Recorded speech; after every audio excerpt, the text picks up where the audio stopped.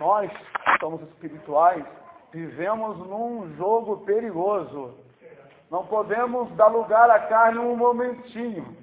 Porque você pode dar um conselho que vem do sopro do demônio, que soprou no teu ouvido, tu fala um monte de coisa que não vem de Deus. Tem que ter muita cautela.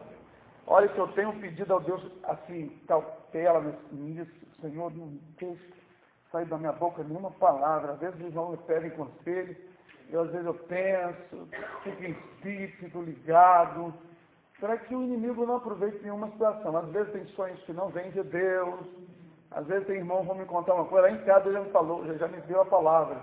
Guarda teu pé quando entrares na casa de Eclesiastes 5. Eu já sei o que é. Inclina-se mais ao ouvido que oferecer sacrifício de tolos. Porque nem sempre é para falar nada. Às vezes a pessoa quer que o seu sonho se encaixe em qualquer situação, porque nem todo sonho vem de Deus.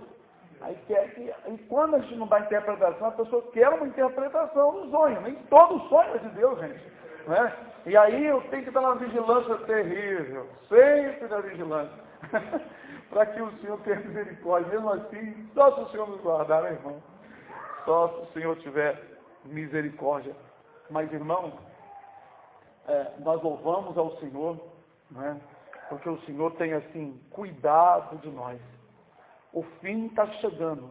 As coisas estão se completando. O mundo está sendo preparado para o anticristo reinar e para a retirada da igreja. No entanto, nós temos alguns anos de aflições pela frente, tem que trabalhar, né? Nós vamos trabalhar no meio das ondas do mar. E verdadeiramente vamos precisar muito, assim, da união, da oração, da intercessão, jejum, vigilância. Vamos precisar muito disso. Todos nós vamos precisar um pelos outros e por aqueles que hão de ser salvos, né? Irmãos, eu estou vendo assim, sinceramente, olha, eu não tinha 30 anos quando o Senhor me disse que estava me preparando para os últimos dias.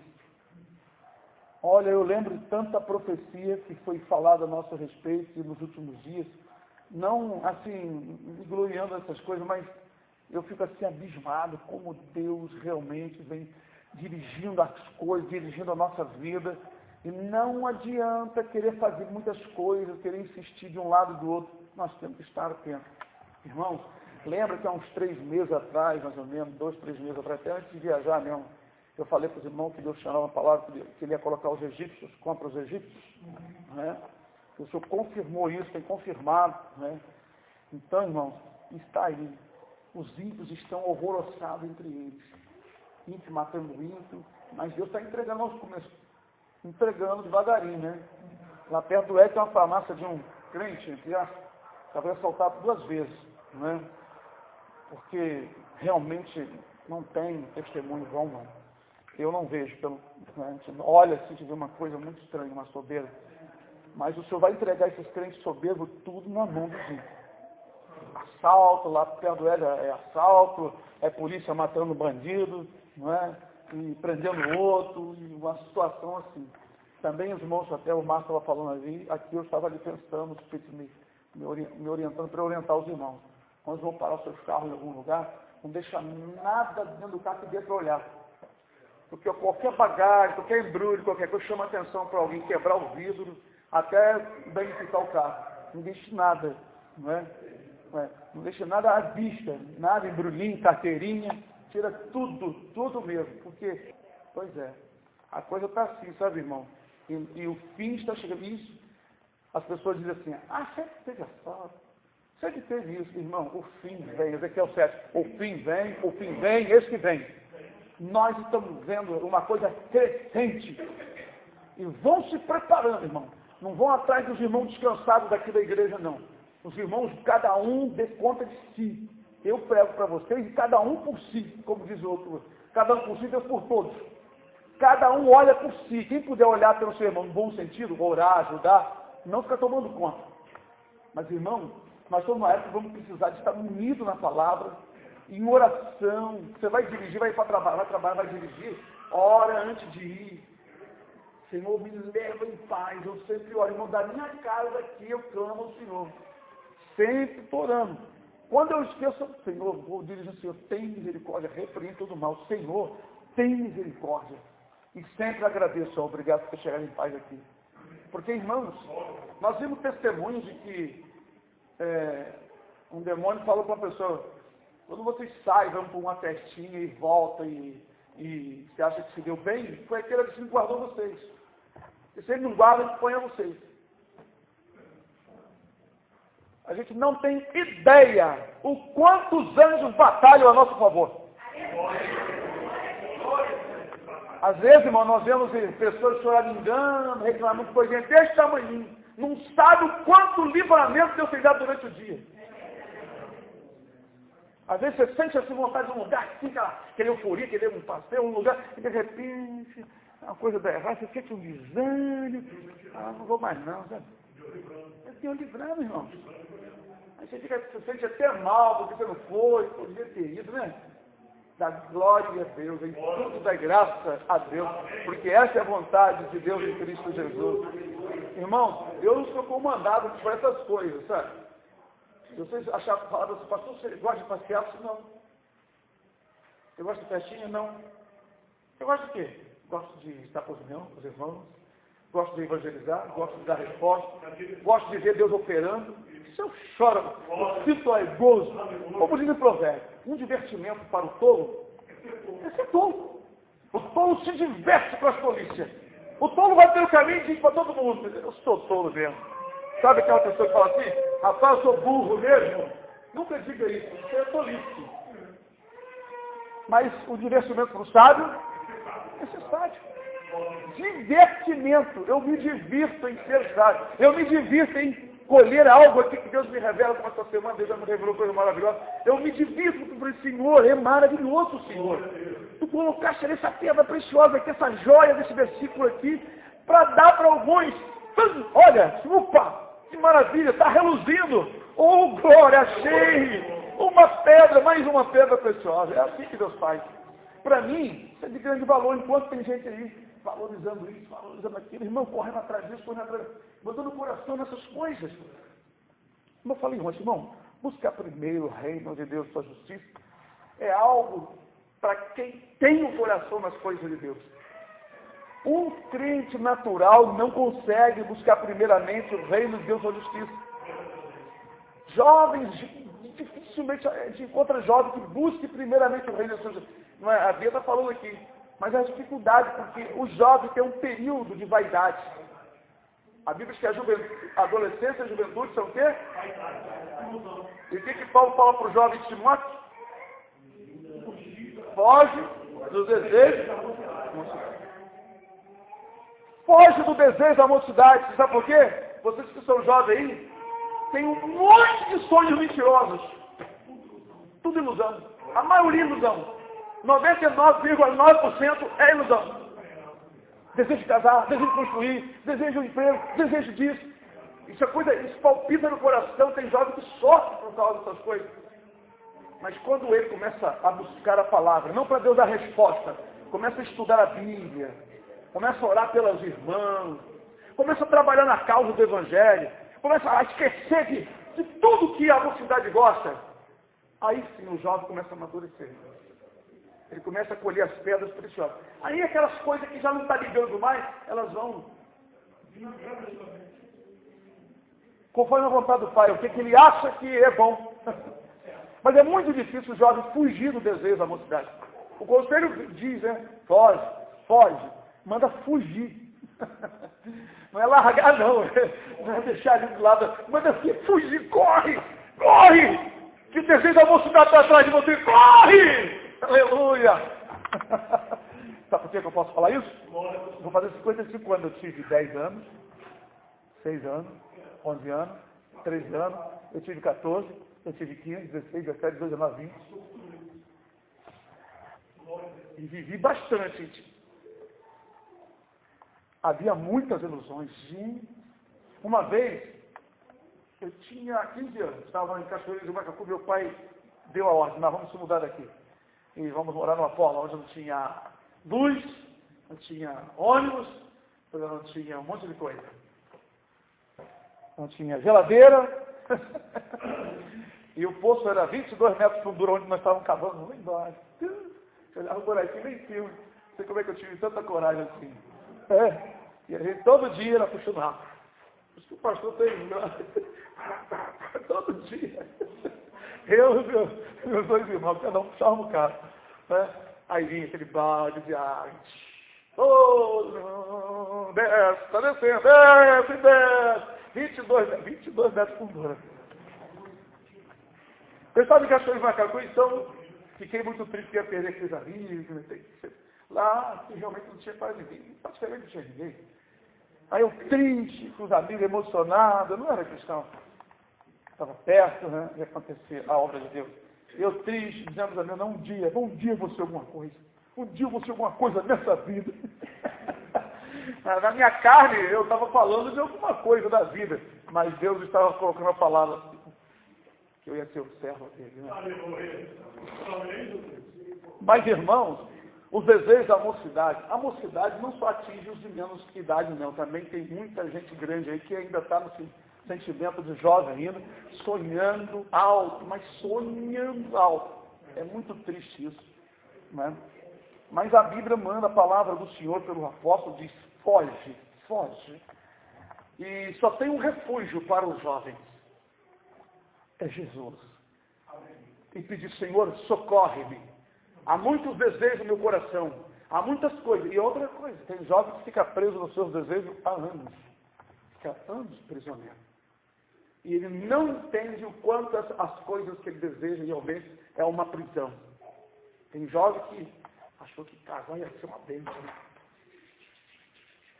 Bati com a mão aqui. Mas aí lutou, né? E trabalhou. E hoje estão recebendo a bênção amargamente. É o sonho. O sonho em que o diabo sabe que... Por que a adolescência e a juventude é vaidade? Há um grande segredo nisso, irmãos. Quando vocês forem pregar para os jovens, vocês dizem isso. Quantas experiências tem na cachola dos jovens? É por isso que o diabo opera. Porque é vazio, o coração da experiência do jovem é curto demais. Não tem nada. Agora, como que o diabo vai lutar contra mim, contra o irmão que está buscando sua ânsia, já passou por isso? Ele não vai usar nenhuma dessas artimanhas. Eu já passei essa ilusão, Satanás, tá? Eu te repreendo em nome de Jesus. O inimigo trabalha, irmão, com os dados malignos na mente. E quando ele percebe que entrou no coração, ele joga mais ainda, mais pensamento. Porque, irmãos, uma jogada terrível do diabo, como eu falei aqui ontem, é fazer você acreditar que isso ou aquilo será a tua bênção. O Senhor disse para Abraão, eu sou o teu grandíssimo galardão, diz o Senhor. Eu sou, que coisa, que palavra completa. É a palavra que envolve todo na nossa vida. Eu sou o teu grandíssimo galardão, irmão. Eu sou a tua recompensa. Opa, estar em Deus é ter tudo. Então eu vou ficar em Deus que vai me dar uma casa, vai me dar um carro. Não é isso. Não é esse o pensamento. Estar em Deus é estar livre desses desejos e viver uma vida em paz, em comunhão com o Pai. Às vezes eu fico vendo aqueles sacerdotes budistas, né? Aqui, como é que dá o nome daqueles indivíduos? É aqueles monges. Eles se despojam de tudo. Eles botam aquelas roupas humildes, né? Fica lá naqueles mosteiros, fica lá naqueles aqueles templos deles lá, despojado de tudo. Não comem muito, só comem aquelas coisinhas e tal. É tipo assim, um sacrifício. Né? Eles o fazem debaixo do jugo do diabo. Nós deveríamos fazer para agradar a Deus, superando as vontades. Superando as vontades. Os dardos do maligno nós apagamos com o escudo da fé. Quando cremos que estamos na presença de Deus, que temos tudo o que precisamos. Porque estamos nas mãos de Deus. Isso torna-se um escudo. Quando você pensa assim, quando vem os pensamentos ruins e malignos. Né? A correria para alcançar isso ou aquilo tem se tornado uma coisa assim muito terrível no meio das famílias, da sociedade. Por isso que Tiago, pelo Espírito, diz, de onde vêm as guerras e as pelejas no meio de vocês? Não vem disso a saber que nos vossos membros estão guerreando? Pedis? Porque pedis mal? Para gastar nos deleites. Para gastar. Uma pessoa está desempregada. Aí Deus vai abre a porta. Aí começa a usar o dinheiro para a vaidade. Lá na frente Deus vai, fecha a porta. Aí fica pedindo. Para que Deus vai abrir a porta? Essa pessoa pode até se perder com o dinheiro na mão. Então, irmãos, o que eu tenho para falar, continuando o mesmo assunto, é no livro de Oséias, capítulo 10. Ainda temos alguns minutos e segundos até a vinda do Senhor. Aleluia. Irmãos, a sabedoria ela edifica a sua casa. E Jesus é a sabedoria. Nós somos uma casa que precisamos dessa sabedoria para sermos edificados. Para que o Espírito Santo do Senhor habite em nós. Porque ele habita onde tem a sabedoria, onde tem Cristo. Se Jesus está reinando em nós, o Espírito também está. E conhecer a palavra, ter sabedoria, você entender, você ficar livre de sofrimento. Eu estava ouvindo aquele doutor Laí Ribeiro falar sobre câncer. Eu fiquei maravilhado. Ele falou, eu brinquei com a minha esposa. Você quer acabar com os macacos na Amazônia? Ele falou assim, arranca os galhos todinhos, tira as árvores, que eles vão embora, não precisa brigar com eles. Aí estava falando, você quer acabar com o câncer, né? Aí ele estava explicando, né, que o câncer alimenta principalmente de açúcar, né? Mas ele estava falando coisas assim, que eu fiquei assim, aplicando as coisas de Deus. Aplicando as coisas de Deus. Eu disse, meu Deus, é verdade. Ele falou que uma das coisas que mais causa câncer no mundo, primeiramente, é o refrigerante. Depois, são os problemas pessoais das pessoas. Por exemplo, a filhinha ama sua mãe. A mãe vai, perde os dedos, ou então morre, ou então morre um parente que todo mundo gosta. Aquela pessoa, muito afeiçoada, mais tarde adquire o câncer por causa dos sentimentos emocionais. Os irmãos sabem que a palavra de Deus diz assim, irmãos, que a inveja é uma podridão nos ossos. A pessoa fica tão preocupada com o que a outra tem, querendo competir ou ser melhor, que ele adquire doenças que vão se desenvolvendo. E hoje o câncer é uma delas.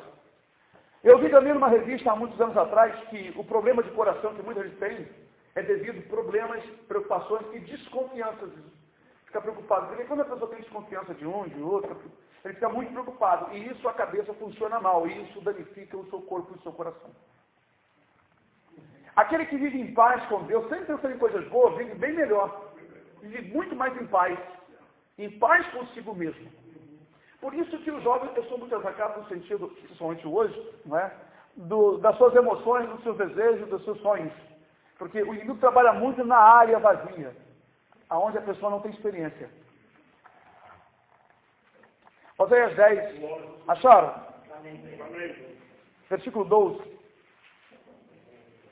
Diz assim a palavra: semeai para vós em justiça, ceifai segundo a misericórdia, lavrai o campo de lavoura, porque é tempo de buscar ao Senhor, até que venha e chova a justiça sobre vós. Amém? Amém. Podem sentar. Semeai a justiça, ceifai segundo a misericórdia.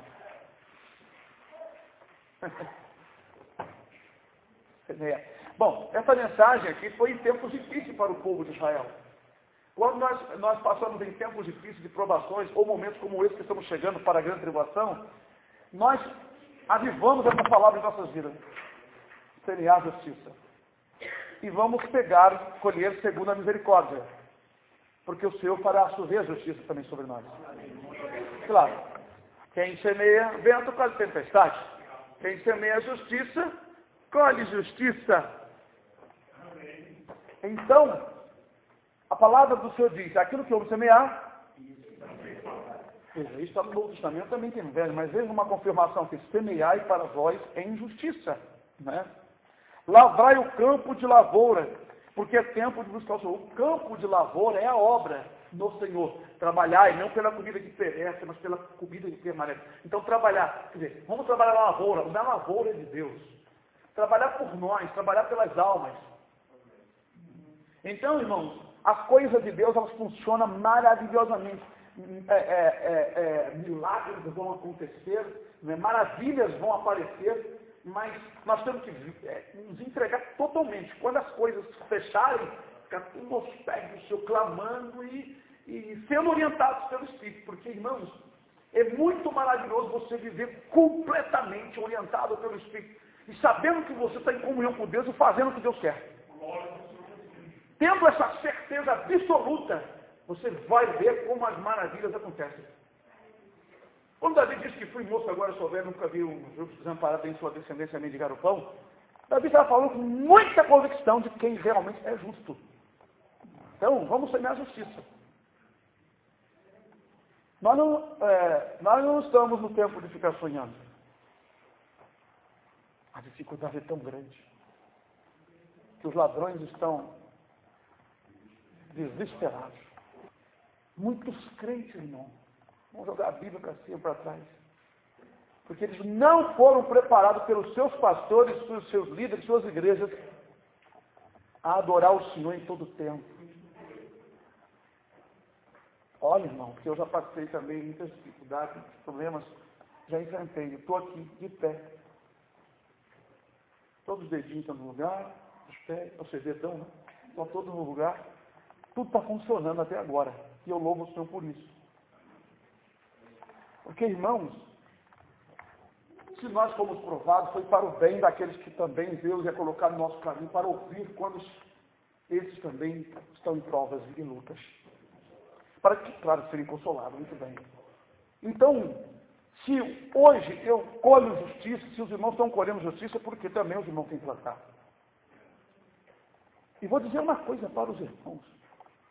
Deus não deixa passar desapercebido um justo, uma criança justa, um adolescente justo sequer, uma criancinha dessa. O controle é muito grande. As pessoas não nascem por vontade dos casais. Deus tem enviado os seres humanos ao mundo através dos casais, remidos e perdidos. Todos são muito bem controlados, tudo está sendo muito bem controlado. O mundo está passando pelo que está passando porque tudo foi determinado, escrito, profetizado pelo Altíssimo. Eu estou aqui porque fui designado pelo Altíssimo. E os irmãos também foram designados, colocados pelo Altíssimo. E sabemos que temos um compromisso. Se não dermos ouvido, vamos trilhar um caminho feio.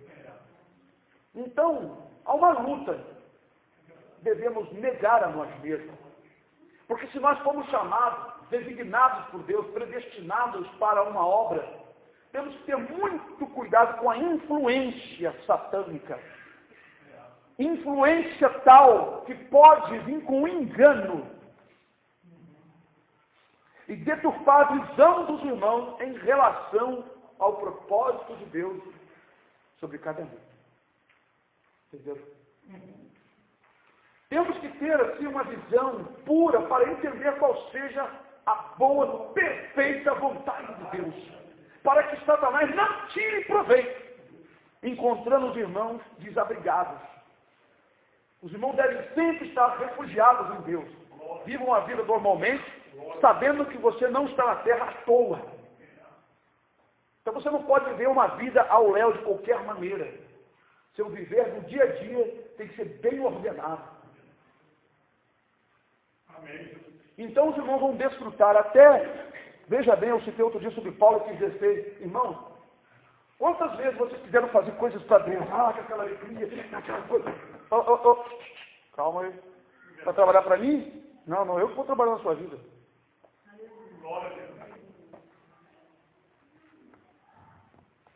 Pela minha vontade, aqui do lado era um colégio da igreja, para ensinar a palavra, para orientar. Ia ficar todo mundo socado aqui no campo, aqui dentro aqui. Mas Deus não quis. E nós comprássemos esse terreno para fazer isso. Por que Deus não quis? Puxa, mas ia salvar crianças, elas iam ser evangelizadas.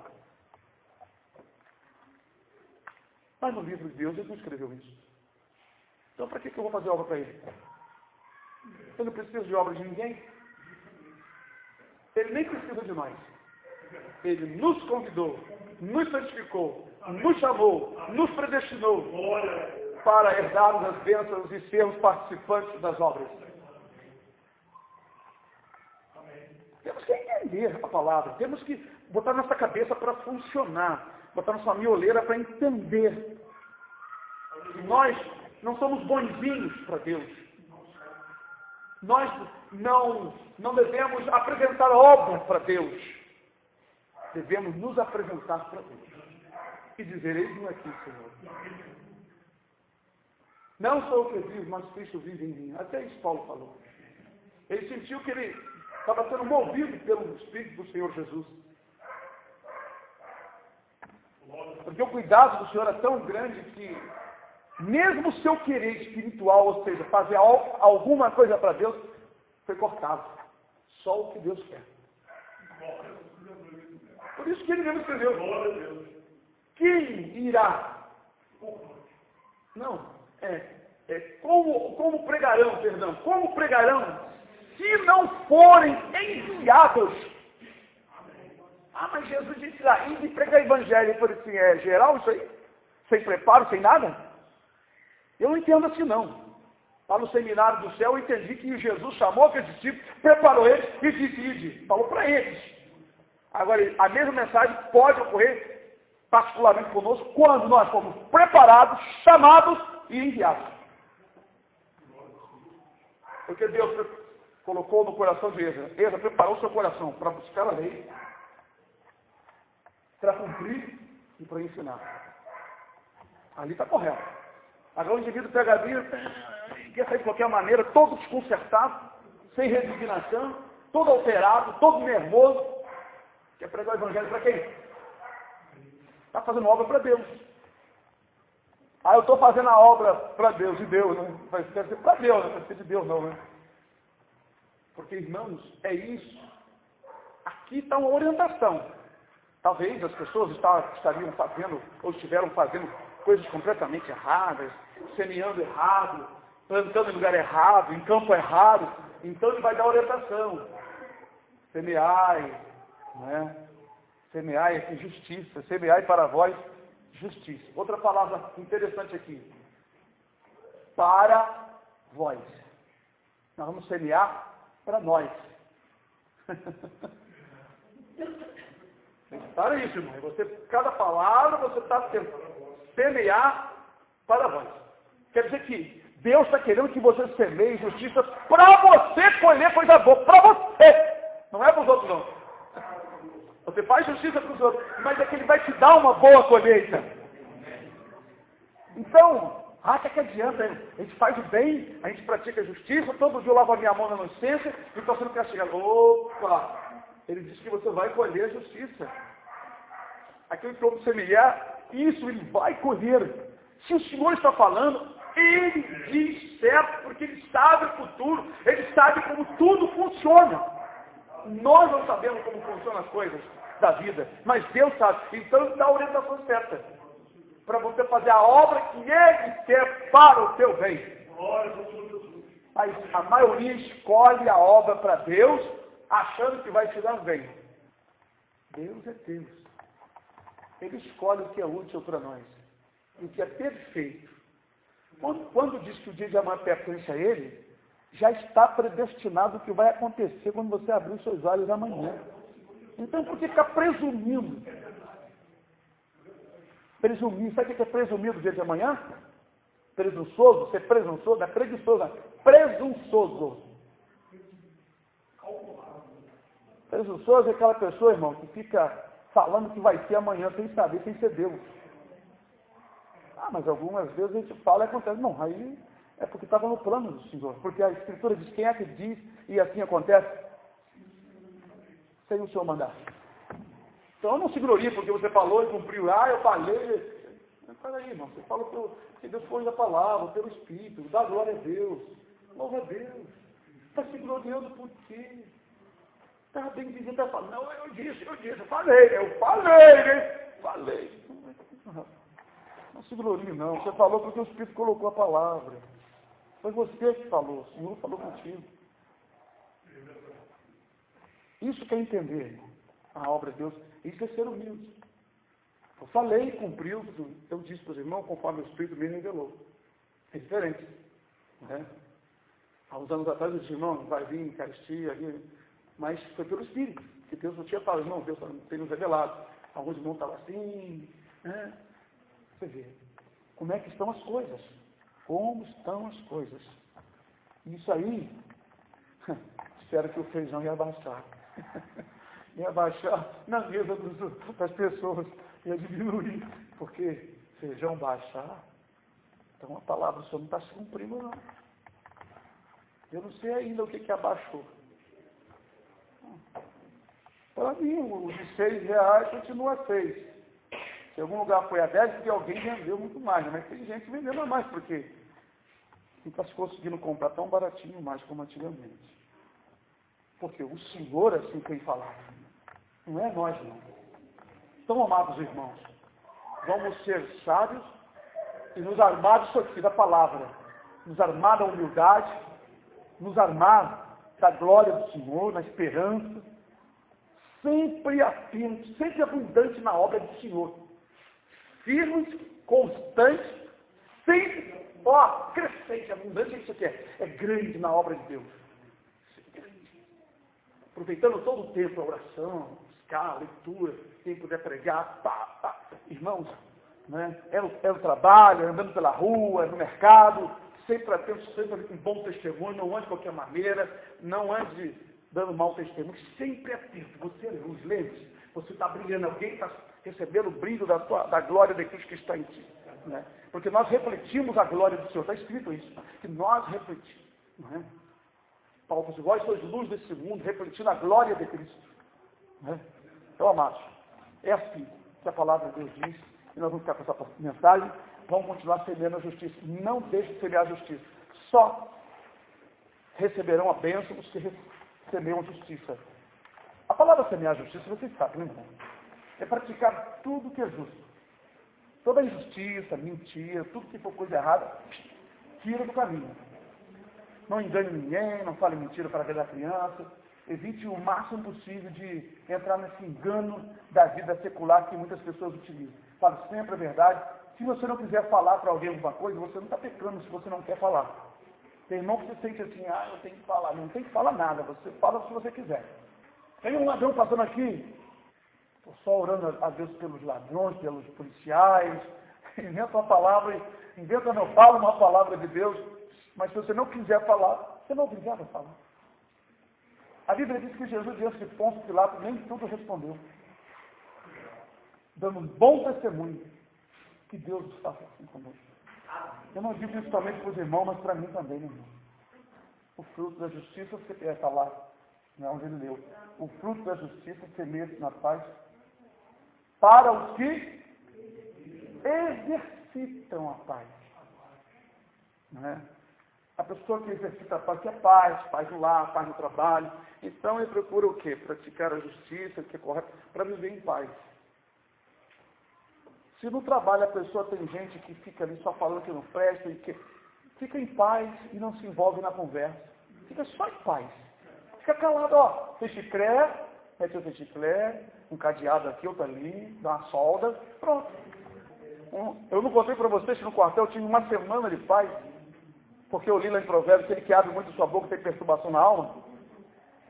Beatriz, não sei o que lá. E vocês também, pronto, já acabou. Não fala nada. Não. Eu passei uma semana sem falar, sem conversar com ninguém, só quartel, tive uma semana de paz. Existe um segredo, a hora está passando, existe um segredo que Deus me revelou há muitos anos. Eu falo para vocês, talvez não tenha explicado bem. Quando vocês falam palavras que não vêm de Deus, um espírito de perturbação entra nas mensagens, nas palavras, perturba vocês e a pessoa que ouve.